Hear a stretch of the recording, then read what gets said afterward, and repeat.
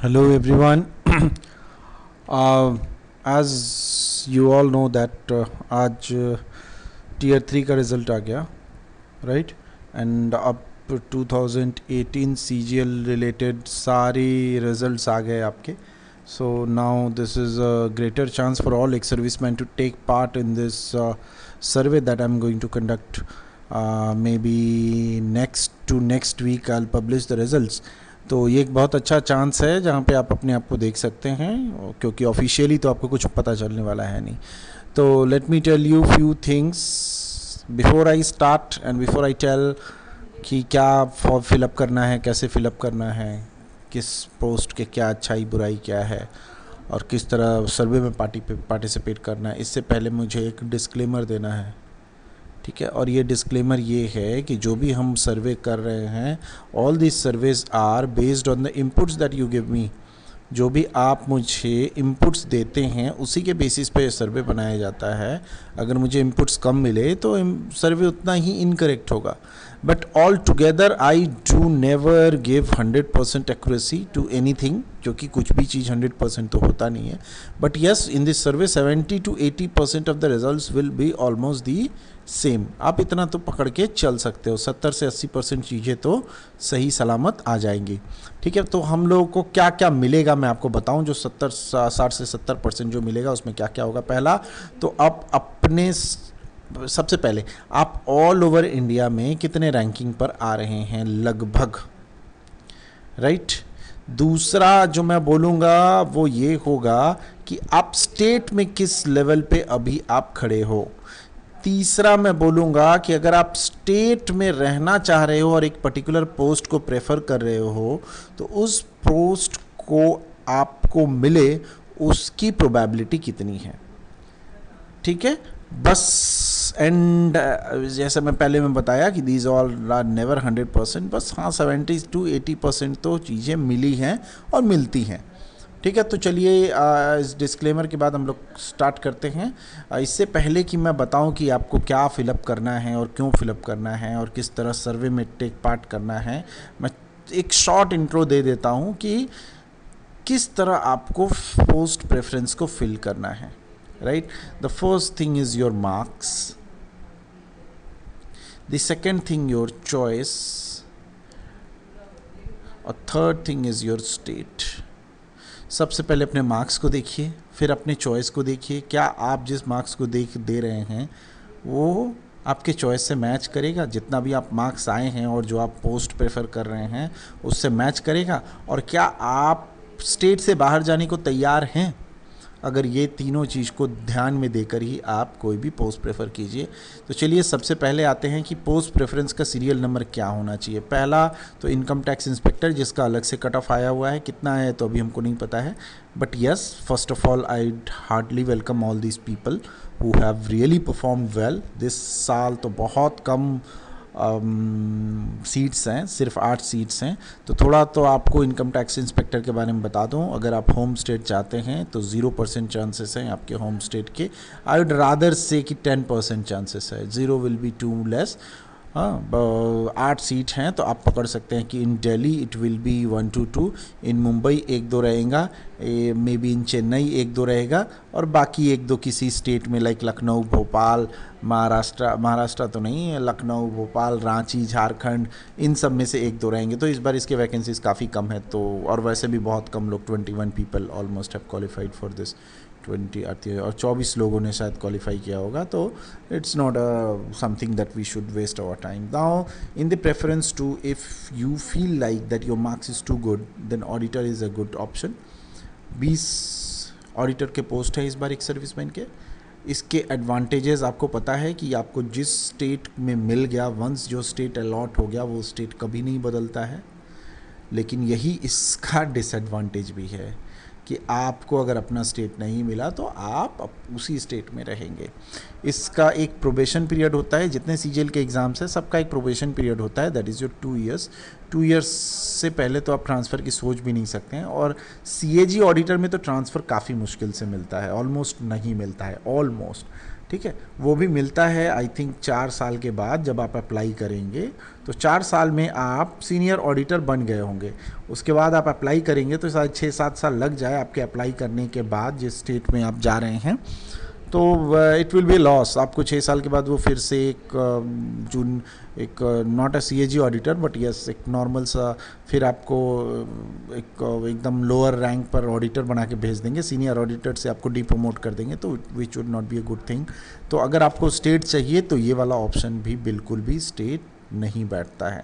State wise अभी तक vacancy मांगे नहीं गए हैं, मैं मिलेंगे तो मैं आपको पक्का बताऊंगा। जो नेक्स्ट टाइम इस बार जो बम्पर आया हुआ है वो है आपका जीसीडीए ऑडिटर का। 308 is a pretty good number, बहुत सारे लोग इसमें ऑब्जॉर्व होंगे। एडवांटेज ये है कि 6 से 8 साल में आप सीनियर ऑडिटर बनते हैं। दूसरा एडवांटेज ये है कि वर्कलोड काफ़ी कम है। तीसरा एडवांटेज ये है कि होम पोस्टिंग के ऑप्शंस तो रहते हैं बट इनिशियली होम पोस्टिंग मिलेंगे इसके चांसेस काफ़ी कम रहते हैं। ठीक है, तो ये सारी चीज़ें हैं जीसीडीए ऑडिटर में। नेक्स्ट है कि आप एसएएस एग्ज़ाम को देने के लिए एलिजिबल हो जाते हैं 2 साल के बाद। जैसे ही आप अपना प्रोबेशन पीरियड कंप्लीट करते हैं, आप एसएएस का एग्ज़ाम देके आप डायरेक्ट एओ में चले जाएं, तो इट्स 5400 ग्रेड पे की नौकरी है and this is too good.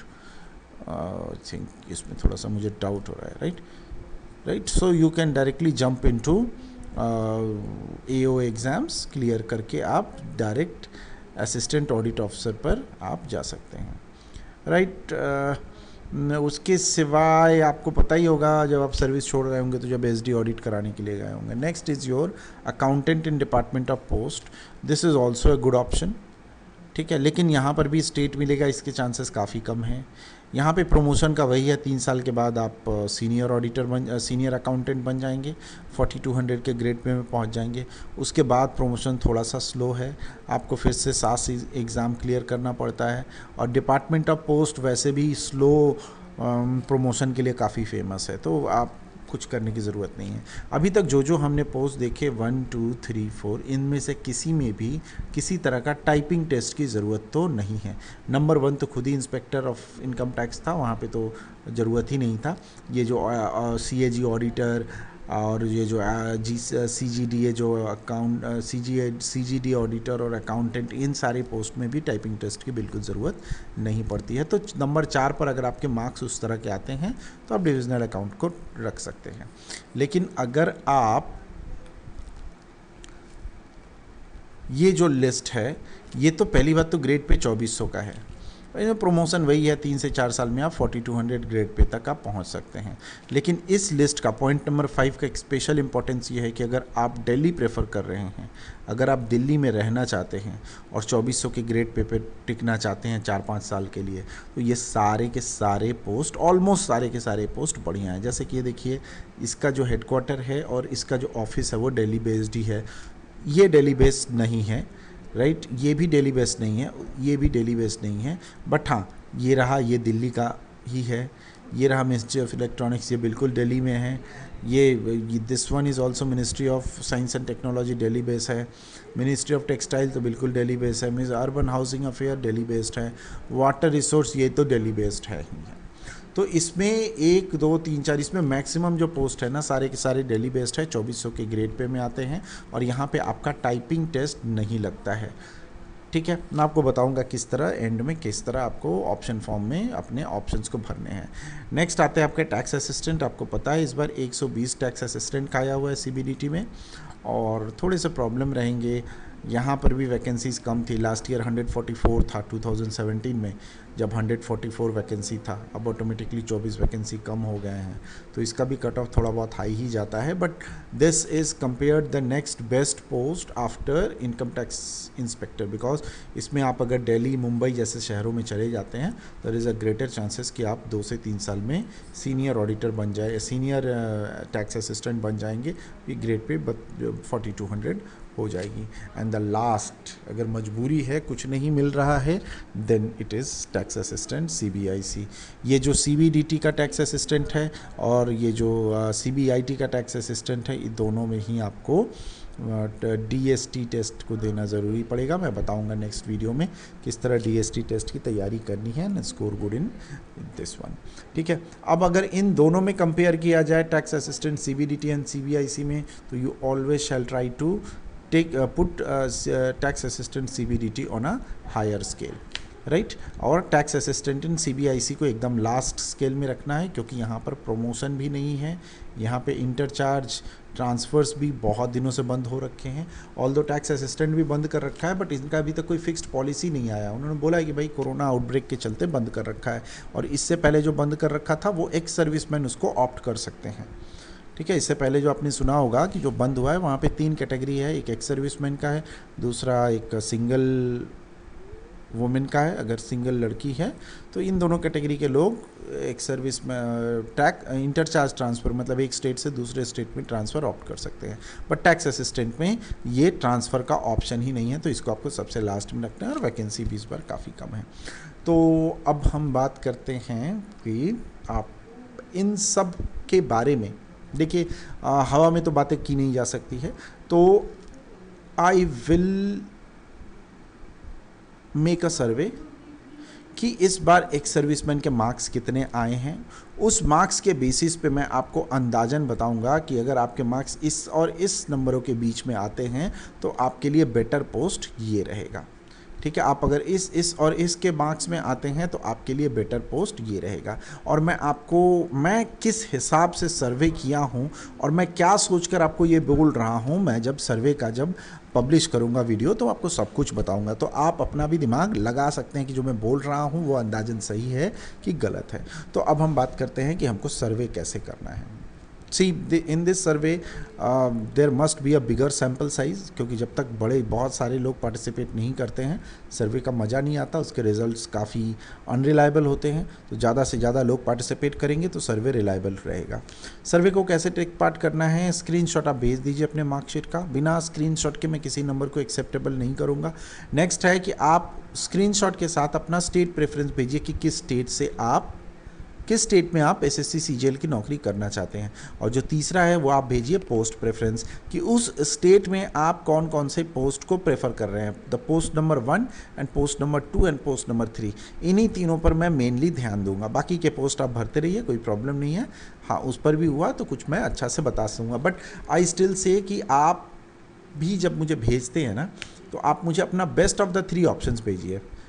ठीक है, सो दैट कि इन तीनों ऑप्शन में कितनी ज़्यादा प्रोबेबिलिटी आपकी है किसी एक स्टेट को पाने के लिए, मैं आपको कोशिश करूँगा बताने की आपके सर्वे के रिज़ल्ट के हिसाब से। ठीक है, तो ये सब मुझे कहना था। मेरे से राइट नाउ अभी तक हमने सर्वे किया नहीं है तो हम कुछ डिटेल्स में बता नहीं सकते हैं। Once the survey is over, मैं जब एक कंक्लूजन पर आ जाऊंगा कि यहाँ से यहाँ तक इंस्पेक्टर रैंक वाले रहेंगे, यहाँ से यहाँ तक के लोग ये रैंक को मांग रहे हैं, और जिस फॉर्मेट में मैंने बोला है आप अगर उसी फॉर्मेट में भेजते हैं तो I will try and make a very good survey, और कुछ गलतियाँ जो हमने पिछली बार की थी वो हम नहीं करेंगे। दूसरी चीज़ जो मैं आपको बताना चाहता हूँ कि बहुत सारे नॉनसेंस कमेंट्स आते हैं कि ये आप सही बताइए, ये नहीं बताइए। देखिए, मैं जो भी बताता हूँ जब तक मेरे पास फुल डिटेल्स नहीं आता है, जब तक आप मुझे अपने व्हाट्सएप पर अपना एग्ज़ाम मार्क्स का स्क्रीनशॉट नहीं भेजेंगे, आपके नंबर उसको मैं इंक्लूड नहीं करूँगा। तो जो मेरे पास नंबर है वो 100% ऑथेंटिक होते हैं। अनऑथेंटिक नंबर को मैं बिल्कुल ही अप्रिशिएट या उसको मैं बिल्कुल ही एंटरटेन नहीं करता हूँ। ठीक है, तो ये रहा आज हमारा वीडियो। आप सबसे रिक्वेस्ट है कि जितने एक सर्विसमैन भाई लोग हैं जो कि 2018 में अपीयर किए हैं और अपने आप को जानना चाहते हैं कि ऑल ओवर इंडिया में उनकी क्या मार्किंग है और उनको क्या ये रैंक मिलेगा कि नहीं मिलेगा, या फिर ये रैंक अगर मिलेगा तो आउटसाइड ऑफ स्टेट मिलेगा कि इनसाइड ऑफ द स्टेट मिल जाएगा, अपने स्टेट में मिल जाएगा, ये सब कुछ जानना है तो आप ज़रूर से ज़रूर इन सब को मेरे सर्वे पे टेक पार्ट कीजिए।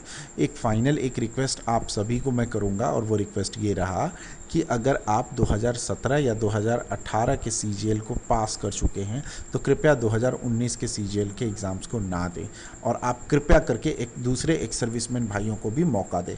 आप हो सकता है कि मैं जैसे 2016 से बैठा हुआ था, जिनके पास 2016 से जो है उनके लिए 3-4 साल पढ़ने का मौका मिला है, लेकिन जो 2018 में 2019 में आएंगे उनके पास बहुत कम मौका मिलेगा। आप ऑलरेडी एक बार जॉब सिक्योर कर चुके हैं, अगर आप एक बार एक्स सर्विसमैन कोटा का इस्तेमाल करके जॉब सिक्योर कर चुके हैं, आई रिक्वेस्ट कि भाई एक सर्विसमैन कोटा जो है ना उसको प्लीज़ छोड़ दीजिए अपने दूसरे भाइयों के लिए।